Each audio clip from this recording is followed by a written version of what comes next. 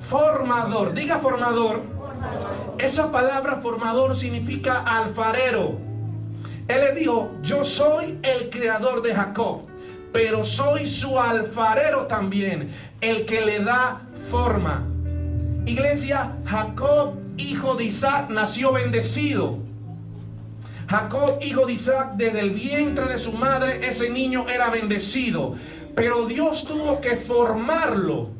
Jacob tuvo que pasar por un proceso de trato de parte de Dios para poder ser un instrumento útil en las manos de Dios.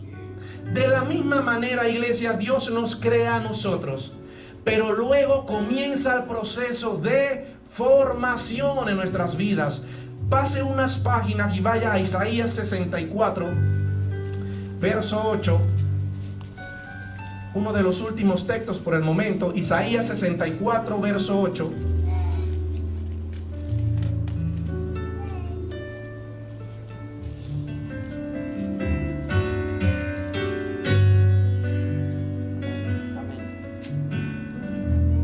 ¿Lo tiene? Isaías 64, verso 8. Dice la palabra de Dios: ahora pues, Señor, tú eres nuestro Padre. Nosotros somos, ¿qué cosa? Barro. Y tú el que nos formaste. Ahí dice: nosotros somos barro y tú el alfarero. Esa palabra formador, formaste, es alfarero. Y tú el alfarero. Así que obra de tus manos somos todos nosotros. ¿Cuántos pueden decir amén a esa palabra? Él dice: tú, oh Dios, eres nuestro Padre. Da la revelación paterna de Dios, pero después revela la revelación formadora de Dios. Tú eres nuestro alfarero también. Iglesia, cuando Dios salva a una mujer, Dios lo crea, haciéndolo nueva criatura. La palabra declara que todo aquel que está en Cristo, nueva criatura es. Las cosas viejas pasaron, he aquí todas son hechas nuevas. Cuando Dios salva a un hombre, cuando Dios salva a una mujer, lo primero que hace es que los hace nueva criatura, los crea, pero luego los forma. Él no se queda ahí, luego los forma, colocándolos en lugares específicos para que cumplan una función determinada. Dios no se quedó creándote, ahora Él te forma, colocándote a ti hombre, colocándote a ti mujer en lugares específicos para que cumplas una función determinada. Diga función. Función determinada. Iglesia, ¿sabes? Dios no nos salvó para quedarnos sentados, cruzados de manos, esperando que venga la venida de Cristo. Dios no nos salvó para que hagamos unas conferencias, contemos las profecías cumplidas o no cumplidas, cuánto tiempo falta para que el rapto venga. Dios no nos salvó comúnmente pensando en un club social. Nos reunimos los domingos, comemos una buena comida. ¿Qué te pareció el servicio? Estuvo chévere, la comida estuvo buena. Bueno, nos vemos el próximo domingo. Dios, cuando pensó en la iglesia, Dios cuando pensó en ti, Él no estaba pensando en un club social más.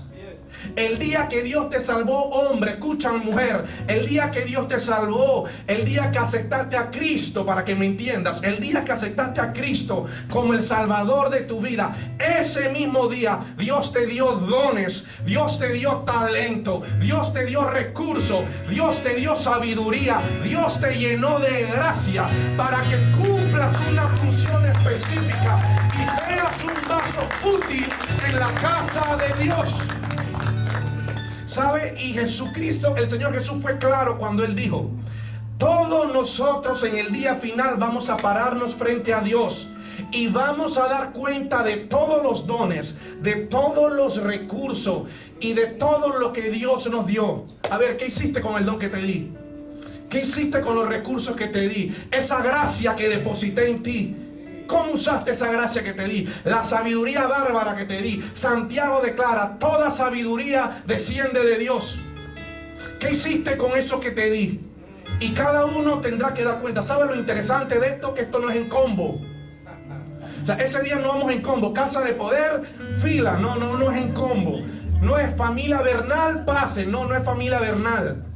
es por tu nombre. Dan pasa, vas a dar cuenta por los dones que deposité en ti, por los talentos que te di, por los recursos y la gracia. Ahora la palabra dice que Dios nos forma colocándonos en lugares específicos para cumplir una función determinada. ¿Sabes? Alguien dijo alguna vez, yo escuché que alguien dijo alguna vez que la iglesia era como un partido de fútbol. Escuché alguna vez de alguien que dijo, la iglesia es como un partido de fútbol. Hay 11 personas jugando y trabajando con su coach y todo el resto está sentado en la grada expectando. No sé si será cierto. Pero sabes, en enero, en este año, en enero, todo el mundo, hay algo que pasa a nivel nacional, digo yo más que todo en Norteamérica, pasa esto, que el primer mes del año todo el mundo hace resoluciones. ¿Sabe lo que es resolución, no? Hace unas resoluciones o hace metas. ¿Sabe, amado hermano, amada hermana, una buena resolución para el 2008? Quizás una de las mejores resoluciones que te puedes hacer en el 2008 es que seas un vaso útil en la casa de Dios. Una buena resolución para tu vida es que seas un vaso útil en la casa de Dios. Así que vamos a entrar a la casa del alfarero. Vamos a entrar a la casa del alfarero y vamos a estudiar estos 7 tipos de vasos que Dios ha depositado en la casa de Dios. Yo quiero enseñar hoy, más que predicar, quiero enseñar. Así que vamos con el primer vaso. Y el primer vaso que hay en la casa de Dios es este, vaso de honra. Diga vaso de honra. Vaso de honra. Vaya a 2 de Timoteo 2:20. Usted tiene que estar ahí, 2 de Timoteo 2:20.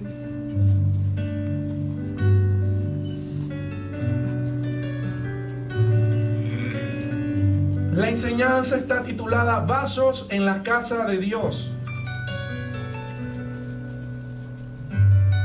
2 de Timoteo 2:20.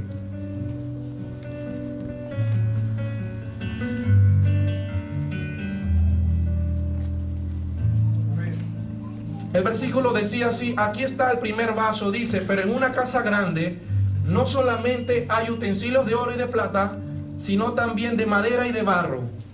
Y unos son para usos, ¿qué dice?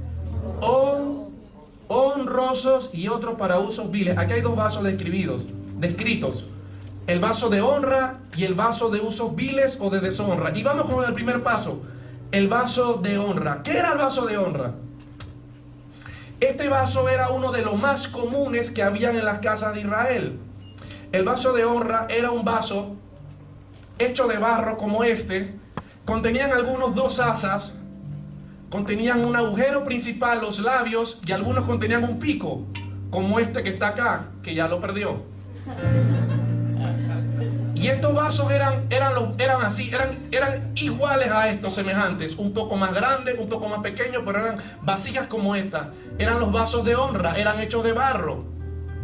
Y estos vasos de honra estaban colocados en las casas hebreas, en las casas del oriente. Estaban colocados en unas mesas como esta de madera afuera de la casa. Mesas como estas de madera colocadas afuera de la casa. Ahora, esta mesa no es hebrea, esta mesa es de un carpintero panameño, Made in Panamá. Esta mesa del carpintero, esa mesa es de Don Río. Pero eran mesas como esta, de madera, y se ponían en la puerta de la entrada de la casa al lado lateral, afuera. Entonces, cada vez que usted iba a una casa hebrea, una casa judía, usted podía notar que habían los vasos de honra. Eran como 3 tipos de vasijas y estaban 3 vasos pequeños. Ahora, estos vasos de honra, cada uno de ellos contenía agua. Dicen los historiadores que tenían aproximadamente 5 galones de agua entre los vasos de honra. Ahora, ¿cuál era el propósito por el cual se colocaban estos vasos de honra en la entrada de la casa afuera?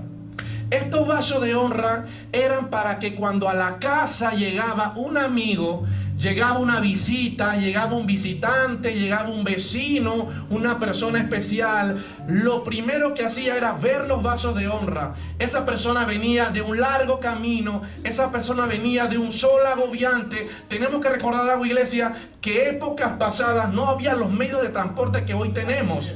Antes había la doble tracción, dos